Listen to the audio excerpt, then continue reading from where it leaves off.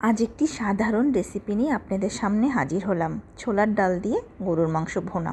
আসসালামু আলাইকুম, আমি কাজল শখের রান্না থেকে আপনাদের জানাচ্ছি স্বাগতম।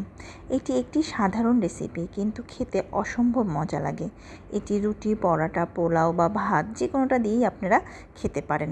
তাহলে চলেন বেশি দেরি না করে মূল রেসিপিতে চলে যাওয়া যাক। আজ আমি এটি প্রেশার কুকারে রান্না করব। প্রেশার কুকারে রান্না করলে আসলে তাড়াতাড়ি এটা রান্না হয়ে যাবে আর খুব তাড়াতাড়ি এটা সিদ্ধ হয়। সেজন্য আপনারা চাইলে কড়াইতেও রান্না করতে পারেন। আমি এখানে তেল দিয়ে দিচ্ছি হাফ কাপের মতন। তেলটা একটু বেশি দিতে হয়, যেহেতু ডালের জিনিস, ডালে তেলটা টেনে নেয়, সেজন্য তেলটা একটু বেশি দেব। তারপর এখানে পেঁয়াজ দিয়ে দিছি আমি 1 কাপের মতন। এখানে পেঁয়াজটা আমি কুচি কুচি করে কেটে নিয়েছি। এখন পেঁয়াজটা আমি একটু হালকা ভেজে নেব। তারপরে আমি এখানে সব ধরনের গরম মশলা নিয়ে নিয়েছি। তেজপাতা, দারচিনি, এলাচ, লবঙ্গ, গোলমরিচ আর বড় এলাচ। আমি এগুলো এর ভিতরে দিয়ে দেব। দিয়ে আমি একটু ভেজে নেব, যাতে মশলার ঘ্রাণটা সুন্দর আসে। সেজন্য আমি একটু এখানে ভেজে নিচ্ছি। হালকা একটু ব্রাউন কালার হয়ে গেলে আমি এখানে আদা বাটা 1.5 চামচ আর রসুন বাটা 1.5 চামচ দিয়ে মশলাটা আমি একটু ভালো করে কষিয়ে নেব, যাতে এই কাঁচা মশলার ঘ্রাণটা চলে যায়। সেজন্য একটু কষিয়ে নিতে হবে। হালকা ভাজা হয়ে গেলে আমি এখানে একটু পানি দিয়ে দেব। দিয়ে মশলাটা আমি একটু ভালো করে কষিয়ে নেব, যাতে এর কাঁচা গন্ধটা চলে যায়। তারপরে আমি এখানে সব ধরনের মশলা নিয়ে নিয়েছি। এখানে হলুদের গুঁড়া 1 চামচ, ধনের গুঁড়ো 1.5 চামচ, জিরা গুঁড়া 1.5 চামচ আর মরিচের গুঁড়া 2 চামচ দিয়েছি। দিয়ে এটা আমি ভালো করে কষিয়ে নেব। ঝালটা আপনারা আপনাদের পছন্দ মতন দিতে পারেন। আমি একটু ঝাল বেশি খাই, এই জন্য একটু ঝালটা বেশি দিলাম। তারপরে এখানে লবণ দিয়ে দেবো স্বাদ মতন। আর লবণটা আপনারা বুঝে দেবেন, যতটুকু তরকারি সেভাবে। দিয়ে এই মশলাটা আমি এখন ভালো করে একটু কষিয়ে নেব। তেল না ওঠা পর্যন্ত মশলাটা ভালো করে একটু পানি দিয়ে দিয়ে কষাতে হবে। কষানো হয়ে গেলে আমি এখানে মাংস নিয়ে নিয়েছি। এখানে একটু চর্বি, তারপরে হাড় সহকারে মাংসগুলো নেবেন, তাহলে এটা খেতে মজা লাগবে। সলিড গোশের চেয়ে একটু হাড় চর্বি শুদ্ধ মাংস নিলে এটা খেতে বেশি মজা হয়। সেজন্য আমি এখানে তেল, চর্বি আর আপনার হাড্ডি শুদ্ধ মাংস নিয়ে নিয়েছি। এখানে 1 কেজি পরিমাণে মাংস আছে। আমি এটা এখন ভালো করে কষিয়ে নিচ্ছি। তারপরে আমি এখানে সামান্য পানি দিয়ে দেব, যাতে নিচে লেগে না যায়। তারপরে আমি এটা প্রেশার কুকারে সিটি দিয়ে নেব। প্রেশার কুকারে আপনি এখানে 5 থেকে 6টা সিটি দিলেই মাংসটা বেশ খানিকটা নরম হয়ে যায়। এতে রান্নাটা খুব তাড়াতাড়ি হয়। সেই জন্য আমি প্রেশার কুকারে রান্না করতেছি। আপনারা চাইলে আপনারা কড়াইতেও রান্না করতে পারবেন। আমি এখন প্রেশার কুকারে ঢাকনা আটকে দেব। দিয়ে 5 থেকে 6টা সিটি দিলেই মাংসটা আমার অনেকটা সিদ্ধ হয়ে যাবে। তারপর আমি প্রেশার কুকারটা আটকে দিচ্ছি। দেখেন আমার 6টা সিটি উঠে গেছে। আমি এটা খুলে দেখাচ্ছি। মাংসটা কেমন করে তেলটা উপরে উঠে গেছে। মাংসটা অনেকটাই সিদ্ধ হয়ে গেছে। আমি এখন এটা আরেকটু ভালো করে কষিয়ে নিচ্ছি। আমি এখানে একটি জয়ফল নিয়ে নিয়েছি। জয়ফলটার আমার অর্ধেকের থেকে একটু কম নেব।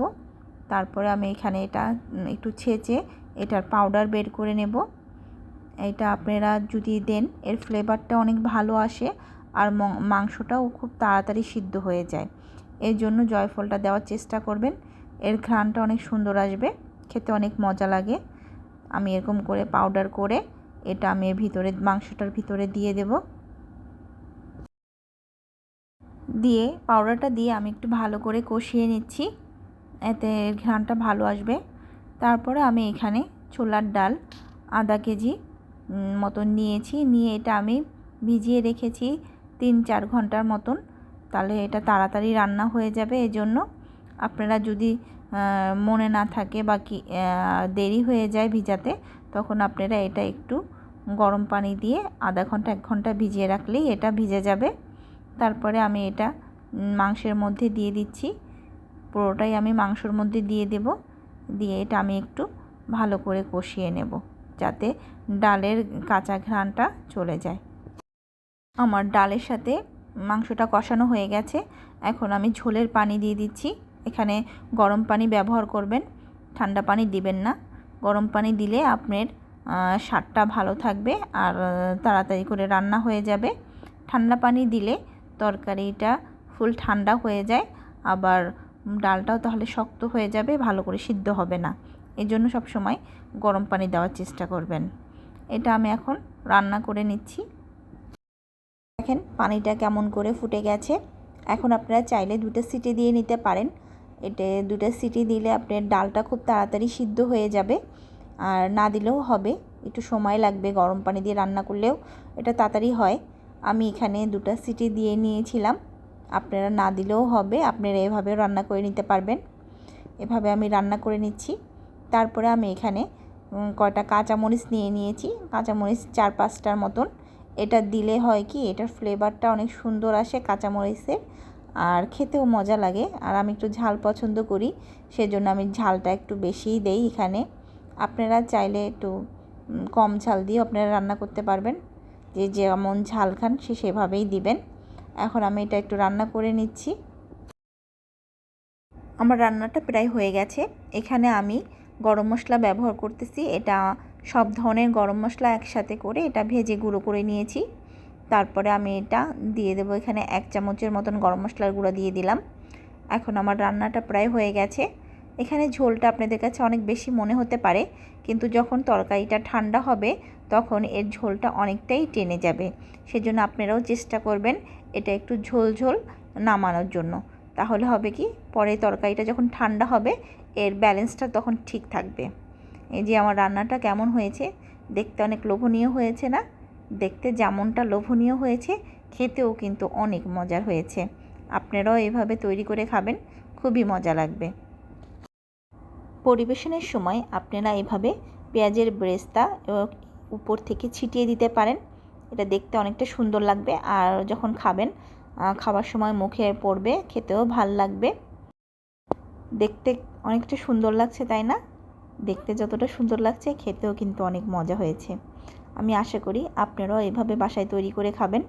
যদি ভালো লাগে আমাকে কমেন্ট করে জানাবেন, লাইক দিবেন, শেয়ার করবেন। এভাবে আমার চ্যানেলের পাশে থাকবেন, তাহলে আমি আরও আপনাদের জন্য মজার মজার রেসিপি নিয়ে হাজির হয়ে যাব। তাহলে আজ এ পর্যন্তই। আমার জন্য দোয়া রাখবেন। আল্লাহ হাফেজ।